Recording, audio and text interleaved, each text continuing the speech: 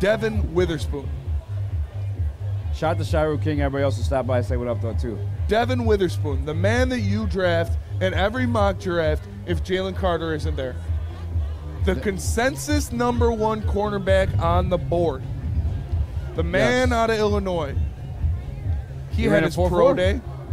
He met with reporters, and someone asked him how he would feel if he was paired up with Kirby Joseph again. Because if you don't know, Kirby Joseph was a safety at Illinois. Kirby Joseph spent time playing with Devon Witherspoon. And Devon Witherspoon said he'd love it.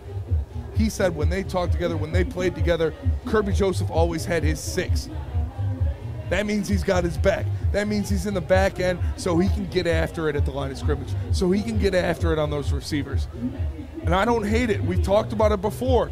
The Detroit Lions, their secondary, although we love it right now, you've got Jeff Okudah in the last year of his deal. You've got Chauncey Gardner-Johnson in the last year of his deal. You have Emmanuel Mosley on a 1-year deal. So the people that are saying, oh no, the Lions can't take a cornerback, the Lions can't take a secondary member, if they don't, they're kind of left out in the dust. How would you feel? I'm not saying it's 6. I'm not saying it's 6. You can't take him at 6. But if Jalen Carter's not there, if nobody that you want isn't there, and they trade back, let's say 9 or 10, and take Devon Witherspoon to pair him with... They could do it at 6 if they wanted to. They can't. They can't. They cannot. What do you mean they cannot? Why can they not? If they like Devon Witherspoon, if he's a consensus number 1 corner off the board, if Brad likes him enough, if I'm trusting Brad to grab an interior offensive lineman late in the first, I reiterate, late in the first, then I'm cool if he wants to take a defensive back earlier than that. Why not? If he's nice like that, I'm not saying that I think he's nice like that. Do you think? I'm just saying if Brad wants to at 6, Would you take him at 6? Shut up. Would you take him at 6? Would I take him at 6? No. If Jalen Carter Carter's off the board and I'm stuck at 6, I'm 100% trying to trade back. That's what I'm trying to do. Okay. All right, and I already have a possible partner with the Tennessee Titans.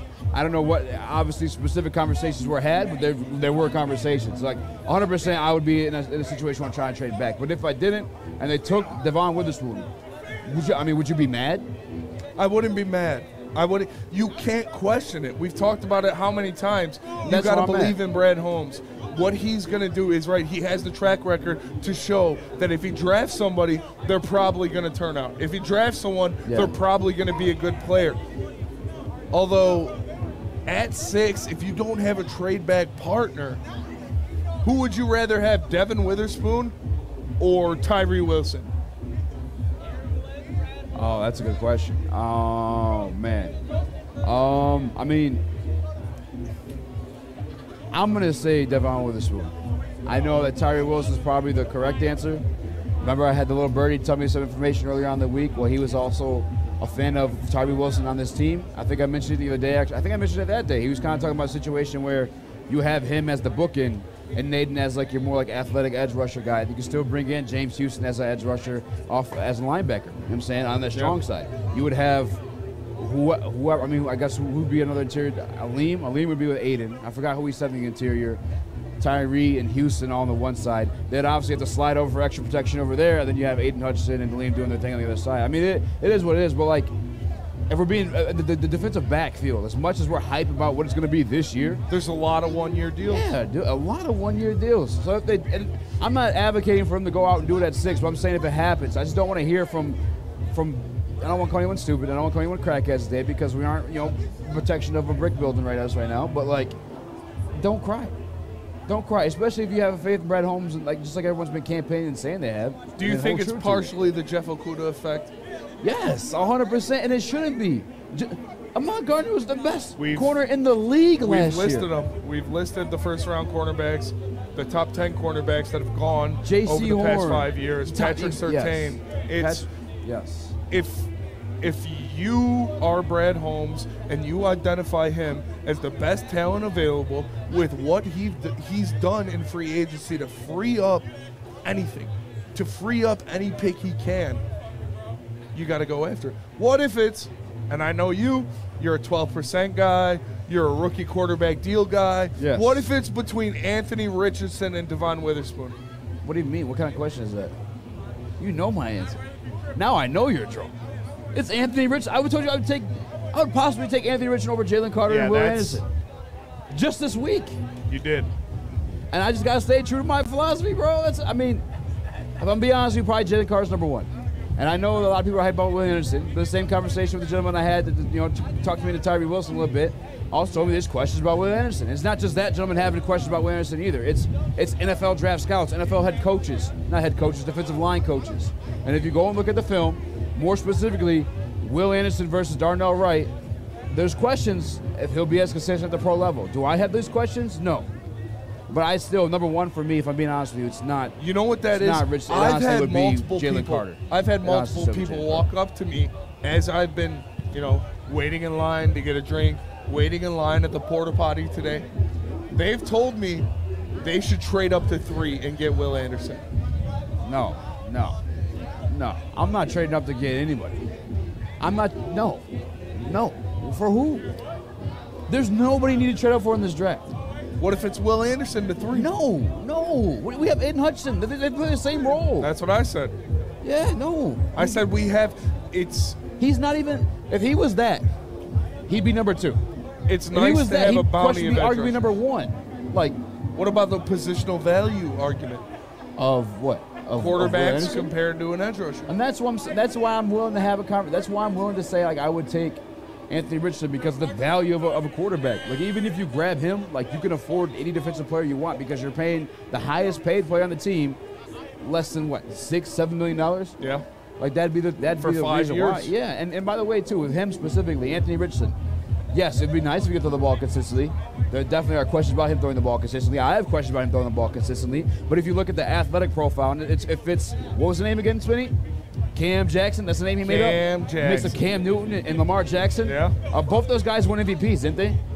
Cam Newton went to a Super Bowl, didn't he? He did. So if I'm getting that caliber of athlete that I can put the quarterback position on a rookie deal, then I have enough money to buy my defense. And speaking of buying my defense, there have been conversations about them acquiring Jeffrey Simmons from the Tennessee Titans. Like, when you have that rookie quarterback, that's a guy that you would pay $20 million yes, to. Look at what the Eagles did this year. Yeah. They're like, damn, we gotta re-up Jalen pretty soon here. Yeah.